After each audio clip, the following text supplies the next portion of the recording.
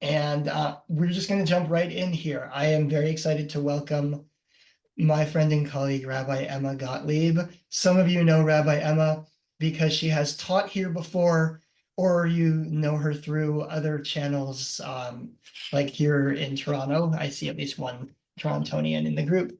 Rabbi Emma Gottlieb is the current and one of the current and outgoing rabbis at Temple Israel in Cape Town, South Africa, where she's been for the last 6-7 years, right, Emma? 6, yeah. And she is the incoming rabbi starting next May at Congregation Am Shalom in Barrie, Ontario, which is where I've been serving monthly for the last year. So Emma is my successor. Her father, Rabbi Gottlieb, was my predecessor in my last job, and now Rabbi Gottlieb is my successor in my next job. My career is sandwiched by Rabbi Gottlieb. We're gonna Gottlieb sandwich. Exactly. So let me share my screen and we'll say the blessing for study together. If you'd like to unmute, we can say the blessing for study as a community, and then after that, we will turn things over to Rabbi Gottlieb. Let's say together, Baruch atah Adonai, Eloheinu melech haolam, asher kidshanu b'mitzvotav, v'tzivanu la'asok b'divrei Torah. Blessed is the one whose mitzvot, whose commandments make our lives holy, and who commands us to immerse or to engage in words of Torah. And I'll turn things right over to Rabbi Emma Gottlieb. Okay, hi, it's great to be here. Thank you so much for that warm welcome. And nice to see some familiar faces and some new faces. And Carol, you're in Reno, Nevada. I have relatives in Incline Village. So that's nice. Hope everybody's well. We're going to jump right in because time is short and there's much to do. So hopefully everybody can see the text on the screen. And as you know, the topic is hope. And we're going to jump right in. So when I was looking at, I did sort of to get my rabbinic thoughts flowing, I did a search. I started out with a search on Jewish texts for hope. And the first things that sort of popped up were 2 pieces from the Psalms that we're actually not going to spend a lot of time on, but we're going to use them as sort of a launching point. So I don't know if Micah, if people like to read aloud or if I should read what's best. I can read if you prefer, or if anybody wants to volunteer to read, rather than us asking and waiting, just put a note in the chat and we can call in people. But in the meantime, if you want me to read, I'm happy to. That's perfect. Will you just give us those 2 verses from Psalms? For sure. So from Psalms 130, I wait for the eternal, my soul does wait, and in God's word do I hope. And then from Psalm 27, hope to the eternal, be strong and let your heart take courage, and hope to the eternal. Nice, thank you. So I wonder how these texts strike you, who are here. They are sort of, we're going to compare them in a minute to sort of a different approach, but I'm curious, sort of without even looking at anything else, how do these texts strike you? Do they resonate with you? Do you find them helpful? Do you find them challenging? I'd love to hear 1 or 2 responses before we move forward. What do you think? Bob, you just have to unmute. Well, I was sort of looking for Tikvah in there. I see it in the second one, and I'm not sure if I see it in the first one. If I do, it's the very first word, kaviti, which you would think, looking at it, I wait for the eternal. I don't see hope there exactly, or tikvah or kava. Yeah, the translation isn't exact. You could say, I hope for the eternal. My soul hopes, because we've got it twice there, kaveti and Tikvah. So yeah, yes, so you're right. It's not an exact translation. So we see the word hope, but I'm wondering if these texts feel hopeful to you, Bruce.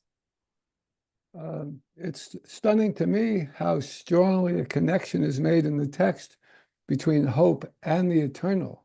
There's kind of creating a relationship between us and God, or the divine presence, that I don't necessarily make in terms of thinking about hope. So that's a kind of interesting connection that I thought was made in these two passages. So this is this sort of really traditional, hope in God, right? Find hope in God. I see you, Rabbi Micah. Yeah, I was just thinking that depending on how you translate the word kaveh here, it means two really different things. Because if it means to wait for something, waiting means having patience, sort of like hunkering down, whereas hoping feels to me more positive, more optimistic than waiting. And I also note that one of these translates they translate the same root in two different ways, waiting and hoping. So I wonder why the translator made that choice in each case. Okay. Some of these questions I'm going to just leave hanging so that we can keep going in the direction that I'm hoping we go in. But absolutely right. And I think part of what I'm teasing out from that is that hope is complicated, right? It's not straightforward. Susan, I see your hand.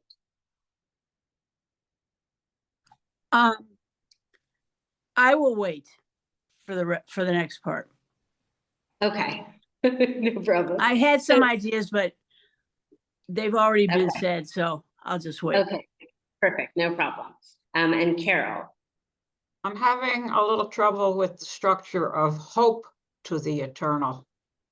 Yeah. I don't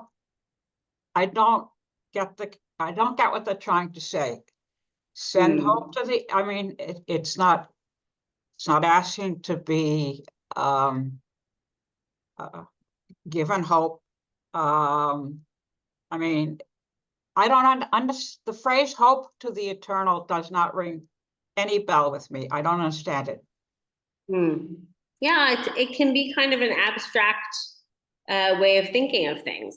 I'm curious if anyone finds this challenging, this sort of idea. We're talking about particularly sort of hope in times of despair. So if you can think back to the last time you felt despair, maybe it was very recently, or maybe it's been a while, but try to put yourself in that.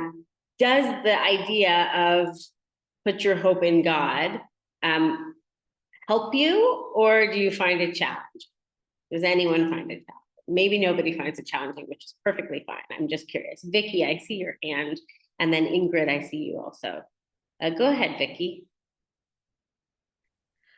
Well, to me, it's too much waiting. There's no action in here that I can do. So there's nothing, I mean, it doesn't resonate at all. What am I going to do? Sit around and wait for hope to drop on my head?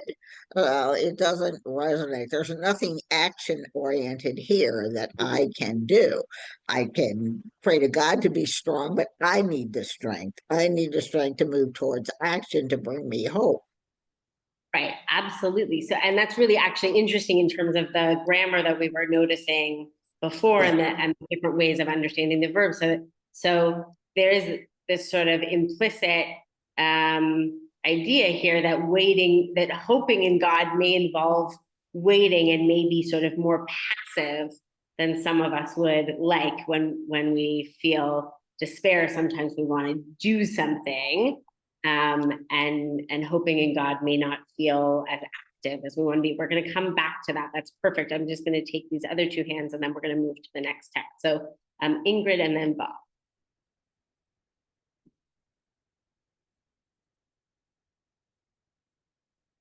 Oh, you just have to unmute, Ingrid. Ingrid, you're on mute there. Are you able to unmute yourself?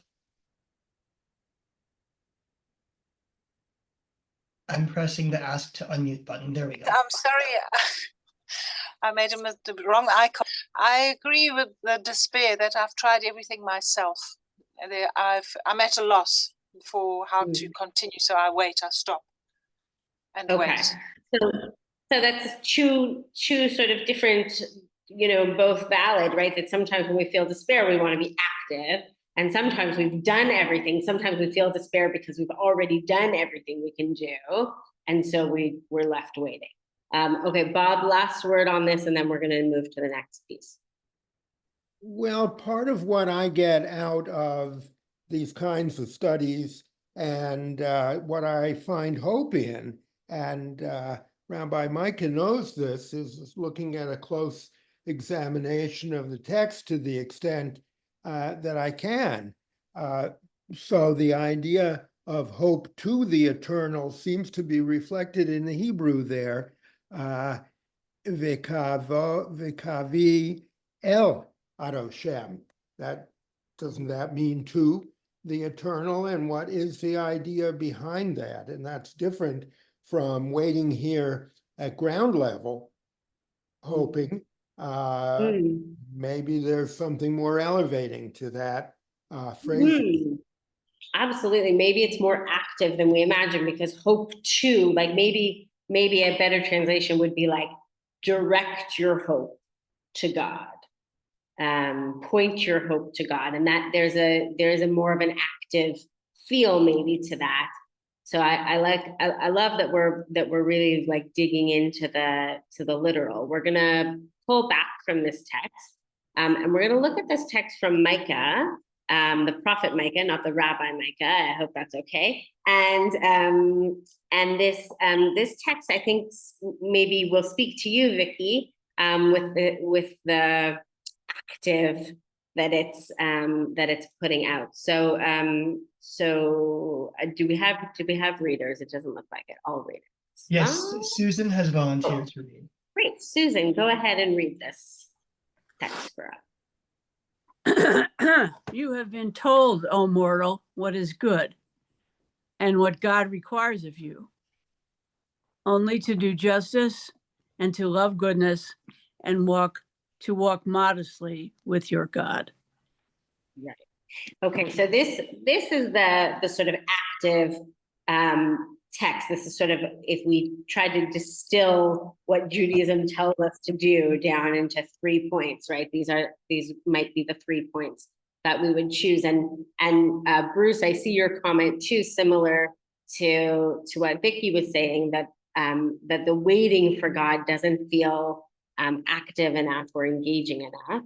And so here we have this text that says, we should be doing these things. We should be active in these ways, pursuing justice and goodness and walking modestly or humbly with God. So on the one hand, we have teachings from Jewish tradition that say, put your hope in God. And on the other hand, we have teachings from Judaism that really implore us to be and invite us to be active in the world, to not wait, right? Especially when we think about, doing justice and things like that, that we're not waiting for God to come and solve what we maybe are despairing about, but rather that we're meant to be actively engaging. So recently, right after the and I don't want to go into a whole political piece, but just to introduce this next text, after the results of the American election came out, my Facebook feed, which is probably following a very liberal algorithm, sort of blew up with this quote that people were passing around that had this text from Micah, but framed a little bit differently. And this is Rabbi Rami Shapiro's sort of commentary on the Micah text. So this is one of the pieces that I pulled off of my Facebook page. And it sort of frames the Micah text. So it says, do not be daunted by the enormity of the world's grief. Do justly now, love mercy now, walk humbly now. The now is new, right? That's not in the original text. And then it says, you're not obligated to complete the work, but neither are you free to abandon it. So I'm curious how this framing from Rabbi Rami Shapiro lands with you. And if you feel that this is a text that speaks to hope or not. So Carol had her hand up, and then Susan. Well, that blows away the two prior things that we talked about as far as I'm concerned. This is basically saying, don't wait on God. Don't rely on God. Rely on yourself and do right, and maybe things will turn out. This, I have real problems in this world we're living in right now, as many people are. And I keep saying, okay, why aren't you doing something? What's going on? Why are things so bad? It's not supposed to be this way. Okay, so my belief has been shaken even more badly than it was before. This does not give me hope. This gives me a list of things that I need to do, which I think are great, but this does not give me hope. Okay, yeah, and we're gonna maybe circle back to that, because I think it asks a lot of us, which may not be what we need when we're feeling despair, and somebody says, get out of bed and get to work, right? And that might not be the response that we're looking for. Susan, and then Bob, and then David. Well, I like this a lot. And the last part, of course, is from Pirke Avot. I bought a bracelet recently that says Gamzeya Avor.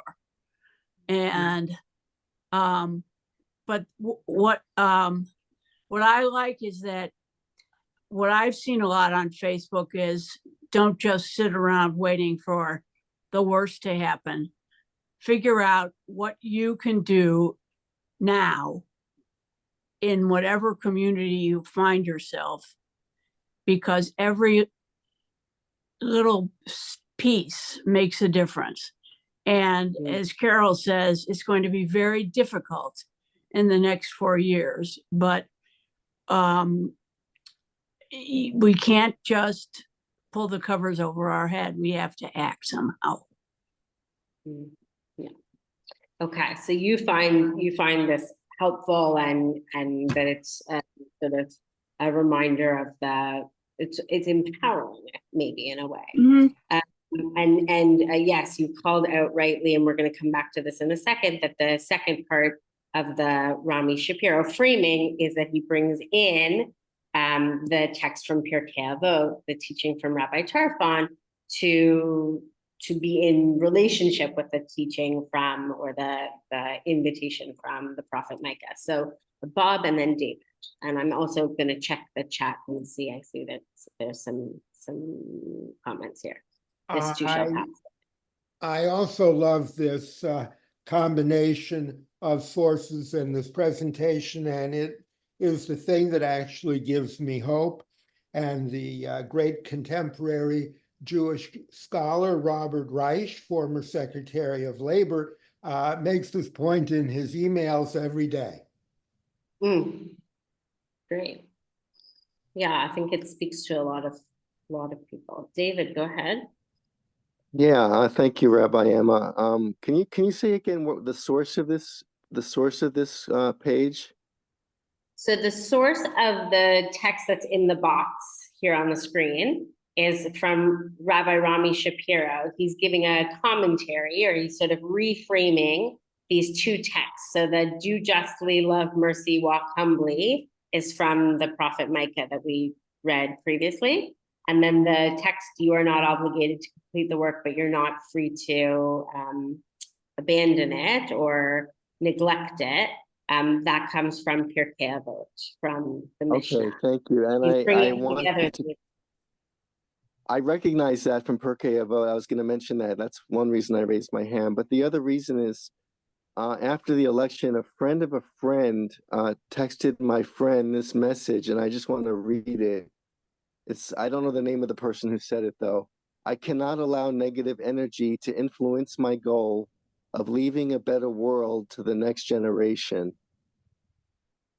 Yeah, that's very powerful. I mean, I think one of the beautiful things about the last few weeks is to see people sort of flooding the internet with hope and encouragement and sort of energy, and that part of how we counteract despair is to speak these kinds of words, which is what the rabbis are offering us with these texts. So I'm curious, I see hands. I'm going to ask the next question, and then I'll call on the next round of hands, because time is flying, guys. So curious why we think Rabbi Shapiro brought together these two texts. What is it about the Pirke Avot text that frames the text from the prophet?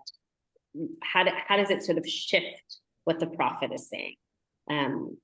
Rabbi Micah, not Prophet Micah, I see your hand. No, but he is my favorite prophet. Understood.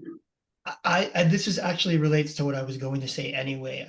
I think that what the Pirke Avot passage offers is the idea that you don't have to become overwhelmed by the enormity of the work, that we can still do the work even without the knowledge that we will complete the work. It reminded me a little bit of that starfish story about the little girl who's throwing starfish back into the ocean, and somebody says to her, how could this make a difference? And she says, it made a difference to that one, right? So doing justly, loving mercy, walking humbly, these are things that I do right here, right now, in this sphere right around me. I don't have to fix the world in order to fix a world, in order to make the world a little better. And so I think in moments where I feel overwhelmed with the enormity of the work, that it's helpful to break it down in this way. Absolutely, that's exactly what I was looking for. That the one text sort of tempers the other, because the text from the prophet can be kind of overwhelming, and like Carol said, it may not be what we need to hear when we feel despair. May not be like, get out there and get busy, right? It might feel like too much. And so when we bring in this idea that we actually are not responsible for all of the work, but just for a piece of it, or starting it, or then that, that can sort of help to give us a sense of balance and achievability, maybe. So I'm actually going to skip down these. I asked a few rabbis to share what they thought about these texts, and Rabbi Nico said something similar. He said it's a way of saying don't aim to feel all the wrongs, because it might be overwhelming, and that could lead to despair. We're not free to fall into despair because there's an important job to get done. And then he says one step at a time. So this idea of one step at a time sort of caught my attention. And so the next text, the sort of last big text that I want to share with you, is connected to this idea of one step at a time. And it comes from Reb Nachman, from his text called Likutei Moharan, which is from the 1800s. And I'm going to just kind of read you a piece of it, because we're already almost out of time. So I'm jumping to, so he's responding to a text in the Psalm about sort of praise God today. And he's talking about the idea of just focusing on the day. And so he talked about one should focus only on the day. Otherwise, it might be overwhelming. And he's talking about devotion to God, that if we try to do all the devotion to God, or think about like dedicating our whole life to devotion to God, it could be too much. But if we just think about one day, it feels more achievable. And here in verse 3, he says, when a person wants to enter the service of God, it seems to him a heavy burden. He can't possibly bear such a heavy load. However, when a person considers that he has only one day to deal with, he will find no burden at all. In addition, one person should not procrastinate from one day to the next, saying, I'll start tomorrow. So it's sort of Reb Nachman's, also his own riff on the Lo Alecha text from Pirke Avot, that doesn't mean we should put the work off, but if we can just focus on sort of one piece at a time, one day at a time, that can feel more achievable, especially if we feel like the despair and the heaviness, that it might feel like too much to take on all the work, but if we just do one day at a time, one step at a time. And similarly to that, when I was asking for rabbinic responses on these texts and asking my colleagues what they thought, my dad brought a text from attributed to the Kotzker Rebbe, although I can't find the source anywhere, but this is attributed in several places to the Kotzker Rebbe, where he's teaching a group of people, and he says the distance from west to east is one step. And this idea that the world is repaired one step at a time. So I shift back to all of you for a moment to just check in. How do these texts feel in terms of hopefulness? Is it helpful? Is it hopeful to think about this one day at a time, one step at a time idea? David, you've had your hand up for a while. Yeah, and that reminds me of, I've studied Chinese for quite a few years. The Chinese have an expression, the journey of 1,000 miles or something like that begins with one step as well. But I wanted to mention, this was brought up, I brought it up last week in this group, that in Kamala Harris's concession speech, she mentioned now's not the time to throw up our arms in despair. Now's the time to roll up our sleeves. And that really made an impression on me. And somebody else, when I mentioned that last week, said, of course, just what you were saying, Rabbi, that we should only take one day at a time, because we don't even know what's going to happen between now and January 20th. We don't know. Yeah, that's all I wanted to say. Thanks, David. I think those are really good points. And Bruce, I love that you brought Nachshon, the Midrash about Nachshon, into the comments. This idea that, right, that we know that the sea also didn't part until somebody took that first step into the waters and led the way. Vicky and Carol, I know we're almost out of time, so these will be the last two, and then I'm just going to wrap us up. And let's have short comments, please, because we are pretty much out of time. Right, mine will be real short. I think that this gives me hope, because it means that I can do something. Even the tiniest step is okay, and that's enough, which means I'm enough, so that's okay. So Beautiful said, Vicky. That's really beautiful. Thank you. Carol. I'm a broken record. Where do I find God in this? Yeah, that's a great way to wrap, a great place to wrap. So I think part of what I hear in these texts that the rabbis are bringing to us, right, is that God has created and empowered us to be agents of change and to be partners with God. So